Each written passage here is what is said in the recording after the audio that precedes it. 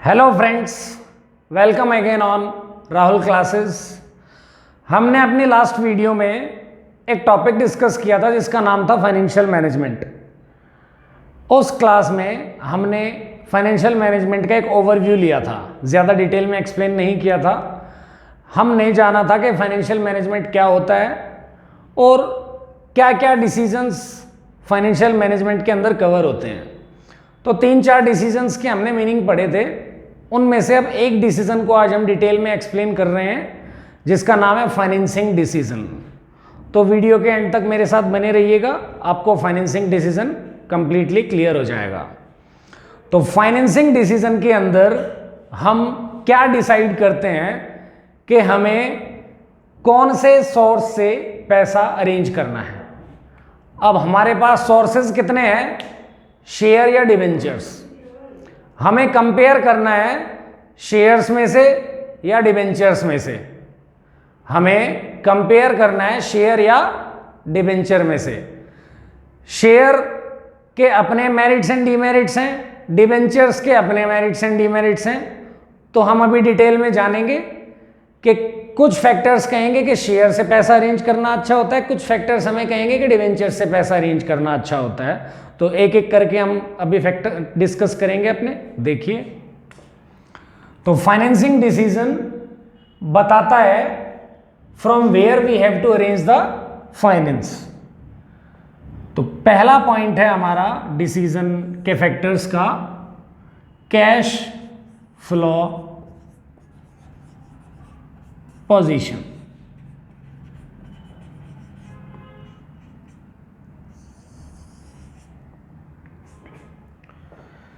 Cash flow position means कि जो company है उसकी कैश फ्लो पोजीशन कैसी है, उसके पास कैश का इनफ्लो कैसा है, उसके पास पैसा आता जाता रहता है या नहीं। अगर कंपनी की कैश फ्लो पोजीशन अच्छी है तो उसे डिवेंचर से पैसा अरेंज कर लेना चाहिए। क्यों? क्योंकि डिवेंचर्स से हमें इंटरेस्ट टाइम टू टाइम पे करना पड़ता है। डिवेंचर्स से हमें इंटरेस्ट टाइम टू टाइम पे करना पड़ता है। अगर हमारी फर्म की, हमारी कंपनी की कैश फ्लो पोजीशन अच्छी होगी तो हमारे पास पैसा होगा टाइम टू टाइम उसका इंटरेस्ट पे करने के लिए। अदरवाइज हमें शेयर से पैसा अरेंज कर लेना चाहिए, क्योंकि वहां पर कोई ऑब्लिगेशन नहीं होती पेमेंट के लिए। शेयर होल्डर्स को हमें डिविडेंड पे करना पड़ता है, डिवेंचर होल्डर्स को हमें इंटरेस्ट पे करना पड़ता है। बट डिविडेंड एक अप्रोप्रिएशन ऑफ प्रॉफिट की आइटम होती है और डिवेंचर्स पे जो इंटरेस्ट पे करना पड़ता है वो एक चार्ज अगेंस्ट प्रॉफिट की आइटम होती है। चार्ज अगेंस्ट प्रॉफिट वाली जो आइटम है उसका मतलब होता है कि प्रॉफिट हो कंपनी का चाहे ना हो, हमें इंटरेस्ट पे करना ही करना है। और डिविडेंड का मतलब होता है, अप्रोप्रिएशन ऑफ प्रॉफिट का मतलब होता है प्रॉफिट होगा तो देंगे, अदरवाइज नहीं देंगे। तो डिविडेंड पे करना मैंडेटरी नहीं है। तो कैश फ्लो पोजीशन अगर अच्छी नहीं है तो हमें शेयर से पैसा अरेंज कर लेना चाहिए, क्योंकि वहां पर कोई पेमेंट ऑब्लिगेशन नहीं होती है।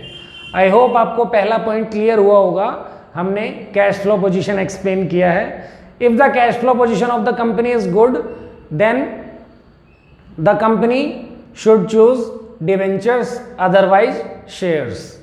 अपने नेक्स्ट पॉइंट पे चलते हैं। नेक्स्ट पॉइंट है हमारा रिस्क।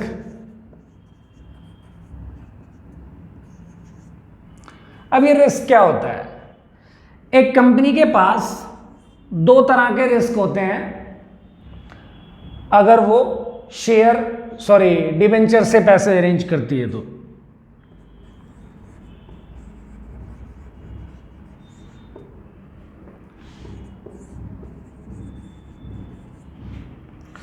अगर हमने डिवेंचर से पैसा अरेंज किया तो हमें इंटरेस्ट पेमेंट करनी है,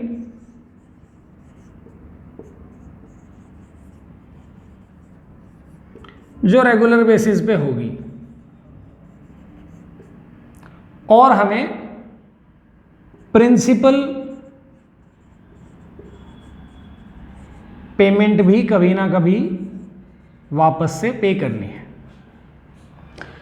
ये दो तरह के रिस्क होते हैं अगर आप डिबेंचर से पैसा अरेंज करते हो तो। अब शेयर के लिए समझ लेते हैं। शेयर्स एक फिक्स्ड कैपिटल होता है। फिक्स्ड कैपिटल होता है का मतलब क्या होता है कि ये जो पैसा है ये लाइफ टाइम के लिए चिपक गया है कंपनी के पास, कभी भी रिडीम नहीं करने हैं शेयर्स वाले पैसे। तो क्या रीपेमेंट ऑफ कैपिटल वाला रिस्क यहां पर है? नहीं है। नेक्स्ट, शेयर से हमें डिविडेंड देना पड़ता है, और डिविडेंड है एक एप्रोप्रिएशन ऑफ प्रॉफिट की आइटम जो कंपलसरी नहीं है देनी, ऑप्शनल है। तो इंटरेस्ट पेमेंट की तरह क्या डिविडेंड मैंडेटरी है? नहीं। तो जिस पॉइंट की हम बात कर रहे हैं कि रिस्क के बेसिस पे हमें डिबेंचर्स इशू कर लेना चाहिए या शेयर्स, तो डिबेंचर्स रिस्की है as compare to shares.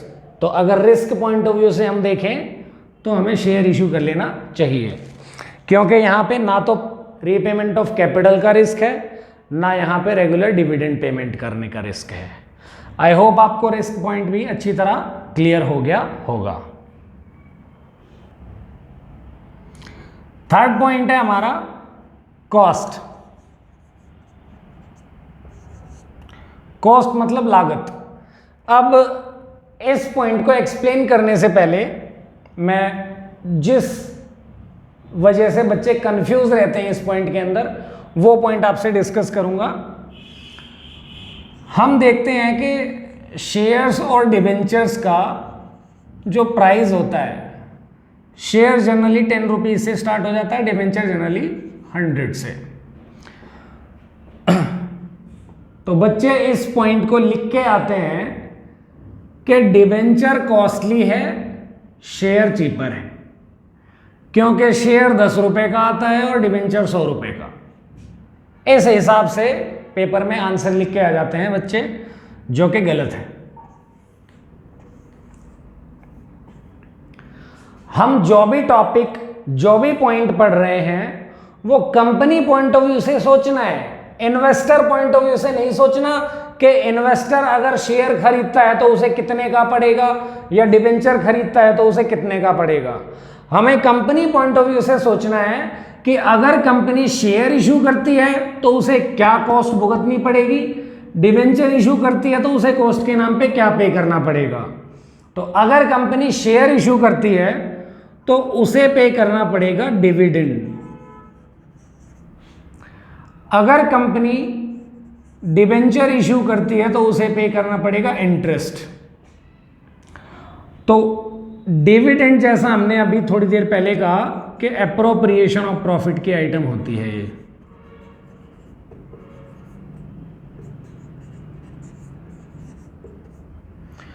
Interest के लिए हमने कहा कि ये 4 जगह इस प्रॉफिट की आइटम होती है, मैंडेटरी है, पे करना ही करना है, ये 4 जगह इस प्रॉफिट की आइटम है। अब इंटरेस्ट एक टैक्स डिडक्टेबल एक्सपेंस है।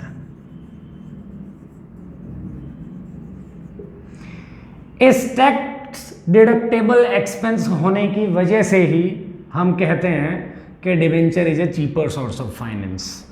कॉस्ट पॉइंट ऑफ व्यू से डिबेंचर चीपर है, शेयर कॉस्टली है। अभी समझते हैं डिटेल में कि डिबेंचर को हम टैक्स डिडक्टेबल एक्सपेंस जो इंटरेस्ट है उसके हिसाब से डिबेंचर चीपर कैसे है, समझिए। हमने अपना profit and loss account suppose बनाया,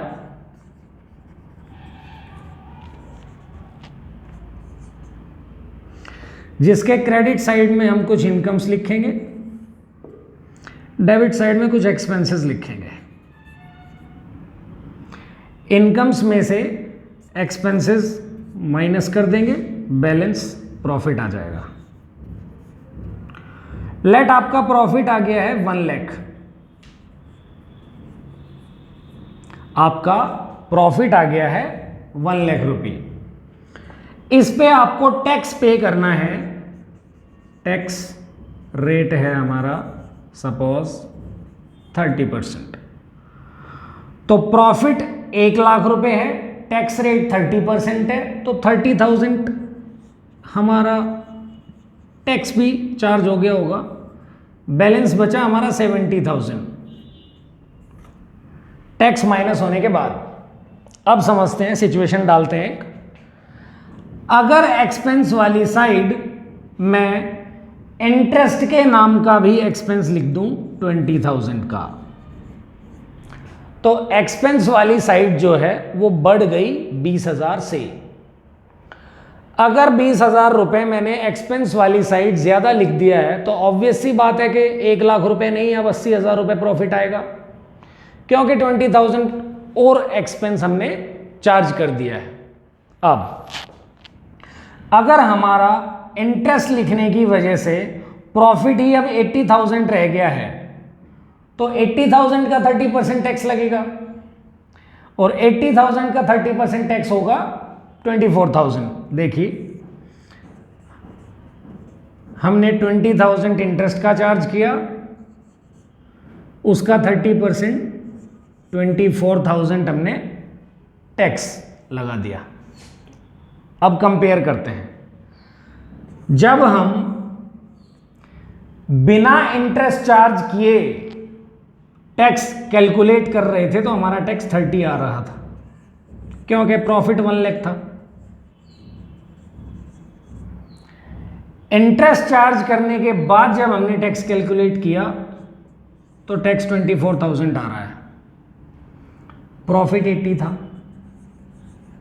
अब ध्यान से समझिए, बेशक एक टाइम पे इंटरेस्ट के एक्सपेंस ने प्रॉफिट को रिड्यूस किया, बट साइमल्टेनियसली उसने टैक्स भी तो रिड्यूस किया। तो आपने अगर कुछ खोया है तो टैक्स कम लगा, उस वजह से आपने कुछ पाया भी तो है। इसलिए इंटरेस्ट को कहते हैं कि ये एक टैक्स डिडक्टेबल एक्सपेंस है। उल्टा करके समझ लीजिए, अगर ये इंटरेस्ट ना होता यहां 20,000 का,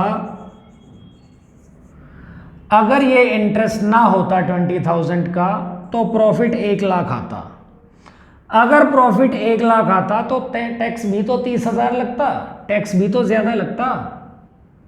इसलिए कहते हैं कि इंटरेस्ट एक टैक्स डिडक्टेबल एक्सपेंस है। आई होप आपको क्लियर हुआ होगा कि इंटरेस्ट एक टैक्स डिडक्टेबल एक्सपेंस कैसे है। डिबेंचर इसी वजह से चीपर कहा जाता है एज कंपेयर टू शेयर्स। अब डिविडेंड से कंपेयर करते हुए भी समझ लेते हैं। अगर किसी को थोड़ा बहुत डाउट अब भी होगा तो वो डिविडेंड को कंपेयर करते हुए क्लियर हो जाएगा। मान लीजिए हम डिबेंचर से नहीं शेयर से पैसा अरेंज करते तो डिविडेंड देना पड़ता हमें। अब डिविडेंड ऐसा खर्चा ही नहीं है जो पीएनएल में आ सके, क्योंकि डिविडेंड एक एप्रोप्रिएशन ऑफ प्रॉफिट की आइटम है जो प्रॉफिट एंड लॉस में आती ही नहीं है। बिना इस खर्चे के चार्ज किए प्रॉफिट कैलकुलेट हो जाता है, टैक्स भी कट जाता है, उसके बाद जो प्रॉफिट बचता है उस पे डिविडेंड लगेगा। तो टैक्स में तो बेनिफिट दिया ही नहीं इसने। हम यही समझना चाह रहे हैं कि डिविडेंड दे देते तो क्या लागत आ जाती, इंटरेस्ट दे रहे हैं तो क्या लागत आ जाएगी, डिविडेंड देंगे तो टैक्स वैक्स का बेनिफिट नहीं मिलना, क्योंकि डिविडेंड पीएनएल में आता ही नहीं।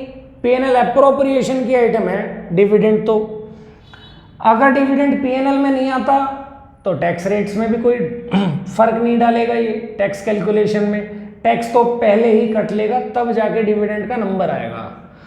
इंटरेस्ट कैलकुलेट कर रहे हो तो इंटरेस्ट यहां लगाएंगे भी, प्रॉफिट घटेगा भी, साथ में टैक्स भी घटेगा।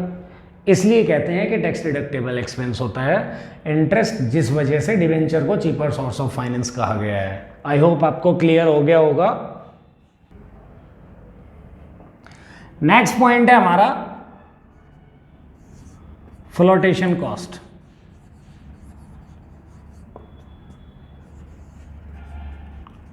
पिछला पॉइंट था हमारा कॉस्ट, ये है फ्लोटेशन कॉस्ट। फ्लोटेशन कॉस्ट का मतलब होता है cost of raising funds.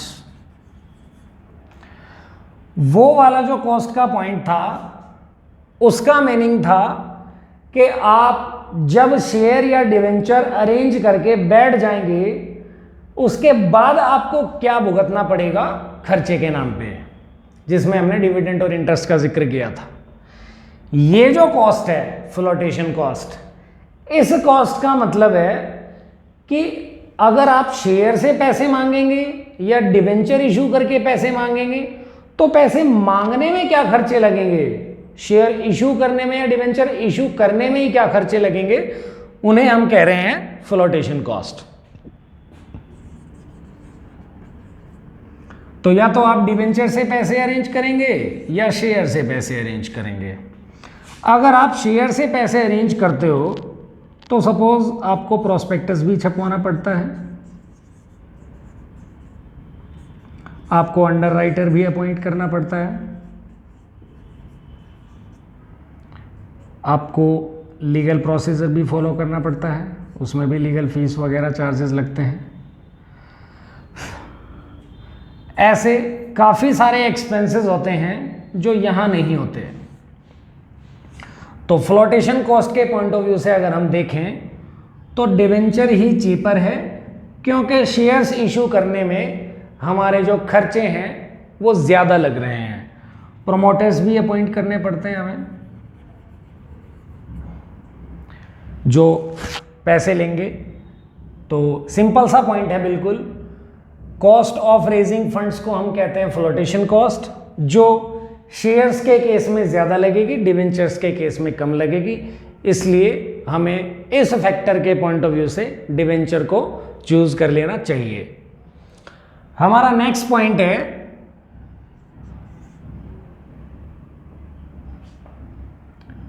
Control consideration.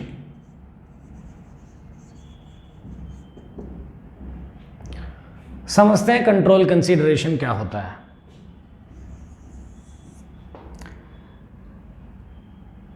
या तो आप शेयर से पैसा अरेंज करने की बात कह रहे हैं या आप डिवेंचर से पैसा अरेंज करने की बात कर रहे हैं। शेयर जो खरीदेंगे वो शेयर होल्डर बन जाएंगे,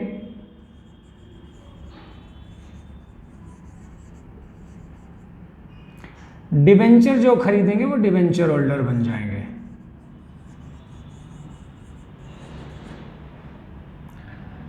शेयर होल्डर का जो स्टेटस होता है कंपनी के अंदर वो ऑनर का होता है, मालिक होते हैं शेयर होल्डर। डिवेंचर होल्डर का जो स्टेटस होता है वो क्रेडिटर वाला होता है, अपना पैसा लेते हैं ब्याज का और साइड में हो जाते हैं। अब देखिए, कंट्रोल कंसीडरेशन का मतलब है कि कंपनी का जो कंट्रोल एंड मैनेजमेंट है वो आप कैसा रखना चाहते हैं। कंपनी का कंट्रोल एंड मैनेजमेंट आप कैसा रखना चाहते हैं।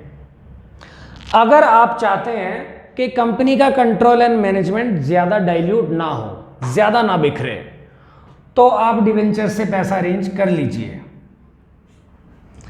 और अगर आप चाहते हैं कि बिखरता है तो बिखरने दो, डाइल्यूट होता है तो होने दो, तो शेयर से ही।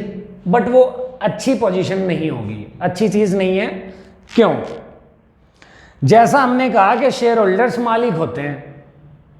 अब घर का भी अगर हम एग्जाम्पल लेते हों तो अगर एक घर में 6, 7, 8 जितने भी मेंबर्स हैं, अगर वहाँ पे कंट्रोल एंड मैनेजमेंट किसी एक के हाथ में है तो घर का जो मैनेजमेंट है वो अच्छे तरीके से चल पाता है। और अगर कंट्रोल एंड मैनेजमेंट सबके हाथ में, सब अपने आप में डिसीजन मेकर हो रहे हैं कि मेरी चलेगी मेरी चलेगी मेरी चलेगी, तो वहाँ पे लड़ाई होने के चांसेस रहते हैं। ठीक इसी तरह कंपनीज के अंदर अगर कंपनी में शेयर होल्डर ज़्यादा हो गए, आपने शेयर इशू किया जिसकी वजह से शेयर होल्डर ज़्यादा हो गए, शेयर होल्डर ज़्यादा होने का मतलब मालिक ज़्यादा हो गए, हर मालिक की अपनी राय, इस चक्कर में झगड़े होने के चांसेस, कन्फ्लिक्ट्स के चांसेस बढ़ जाएंगे। तो अगर आप चाहते हैं कि कंट्रोल एंड मैनेजमेंट डाइल्यूट ना हो कंपनी का, तो डिवेंचर से पैसा अरेंज कर लीजिए, क्योंकि मालिक ज़्यादा नहीं बढ़ाना चाहते आप। आई होप आपको क्लियर हुआ होगा control consideration in all respect.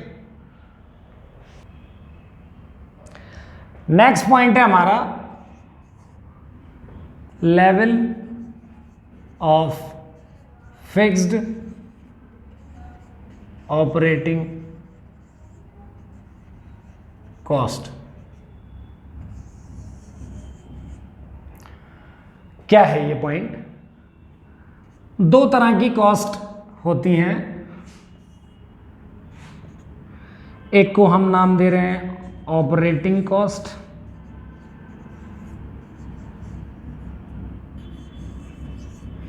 एक को हम नाम दे रहे हैं फाइनेंस कॉस्ट।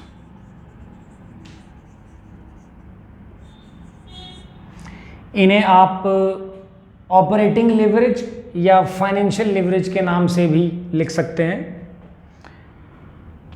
लिवरेज का हमारी आने वाली वीडियोस में आपको पता चल जाएगा कि लिवरेज क्या होता है, जब हम कैपिटल स्ट्रक्चर डिसीजन आपसे पढ़ाएंगे।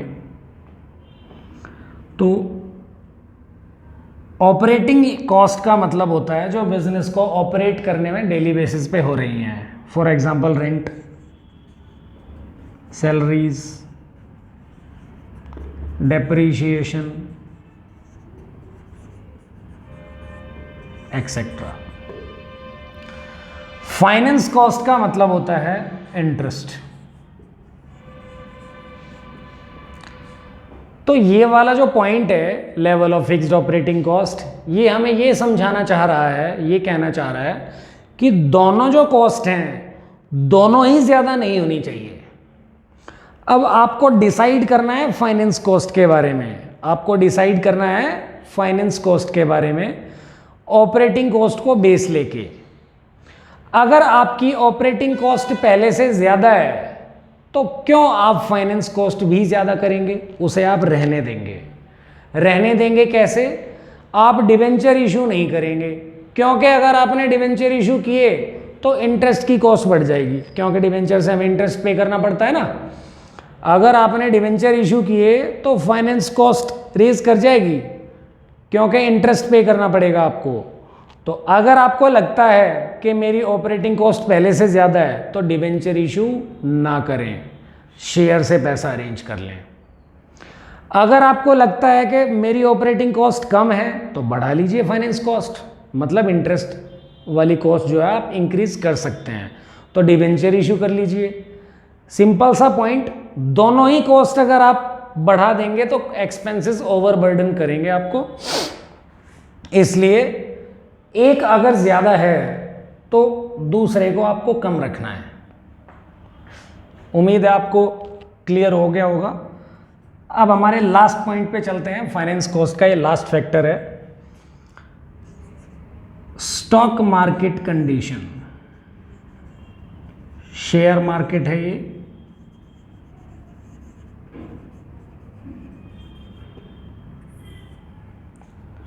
अब स्टॉक मार्केट में दो तरह के फेज होते हैं, एक बुलिश,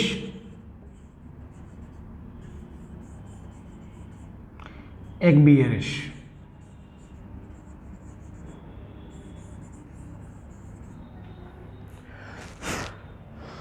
बुलिश व्यू का मतलब होता है कि मार्केट ऊपर जाएगी, बियरिश का मतलब होता है मार्केट डाउन। तो अगर स्टॉक मार्केट में बुलिश व्यू दिखाई दे रहा है तो आप शेयर इशू करिए।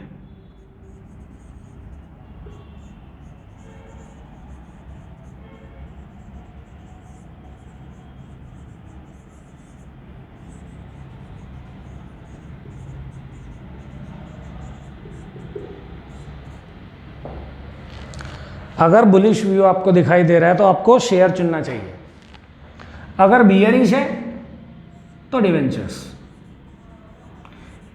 क्यों? अगर बुलिश व्यू है शेयर्स के रेट आगे बढ़ेंगे, आपको अच्छे दाम मिलेंगे अगर आप शेयर से पैसा अरेंज करते हैं तो। खरीदने वाले भी होंगे क्योंकि बुलिश व्यू चल रहा है। अगर बियरिश है स्टॉक मार्केट कंडीशन, तो उस टाइम पे अगर आप शेयर इशू कर भी देते हैं तो खरीदने वाले ही नहीं रहेंगे, बायर्स ही नहीं रहेंगे शेयर्स के, ना मार्केट बढ़नी कि कोई शेयर होल्डर बनना चाहे, शेयर्स खरीदना चाहे, क्योंकि उसे ऐसा लगेगा ही नहीं कि भाई शेयर के रेट बढ़ेंगे। तो बुलिश व्यू के अकॉर्डिंग हमें शेयर से पैसा अरेंज कर लेना चाहिए, बियरिश के अकॉर्डिंग हमें डिवेंचर्स से। अब बहुत सारे बच्चों को यही नहीं पता होता कि बुलिश का मतलब बुलिश ही क्यों है या बियरिश का मतलब बियरिश ही क्यों है। बहुत सारे बच्चों को पता ही नहीं होता है, क्लास में हो सकता है बताया भी नहीं जाता है कि बुलिश बियरिश क्या होता है, या इनका नाम बुलिश या बियरिश ही क्यों है। ये बुल वर्ड से है, ये बियर वर्ड से है। बुल आप सबको पता है क्या होता है। जब दो बुल लड़ रहे होते हैं आपस में, आपने देखे भी होंगे दो बुल आपस में लड़ते हुए। जब दो बुल आपस में लड़ रहे होते हैं तो वो एक दूसरे को ऊपर की तरफ फेंकने की कोशिश करते हैं ऐसे। इसलिए जब मार्केट ऊपर जाने के आसार हमें दिखाई दे रहे हों, उसे डिनोट किया गया है बुलिश व्यू से, सांड की तरह, कि वो लड़ेगा तो जिससे लड़ेगा उसको ऊपर की तरफ ही फेंकेगा, नीचे की तरफ नहीं। तो ऊपर की तरफ फेंकने का मतलब है कि शेयर मार्केट ऊपर जाएगी। तो बुल से लिया गया है ये वर्ड। बियर, जब दो बियर लड़ रहे होते हैं तो वो एक दूसरे को नीचे की तरफ धकेलते हैं, नीचे की तरफ मारते हैं। इसलिए बियरिश व्यू का मतलब है कि मार्केट डाउन जाएगी। तो ये वर्ड बियर से ही क्यों लिया गया या इसका मतलब बियरिश ही क्यों है, इसका बुल ही क्यों है, ये आपको समझ में आ गया होगा बुल और बियर वाले मेरे एग्जाम्पल से, कि बुल जब लड़ रहे होते हैं तो एक दूसरे को ऊपर की तरफ फेंकने की कोशिश करते हैं, इस तरह का अटैक होता है उनका। बियर का इस तरह का अटैक होता है कि दबाना है नीचे उसको। आई होप आपको क्लियर हुआ होगा। That's all for now. अगली वीडियो में मिलेंगे नेक्स्ट डिसीजन के साथ। तब तक के लिए नमस्ते, थैंक यू। अगर आपको हमारी वीडियोज़ अच्छी लग रही हैं तो लाइक, शेयर एंड सब्सक्राइब।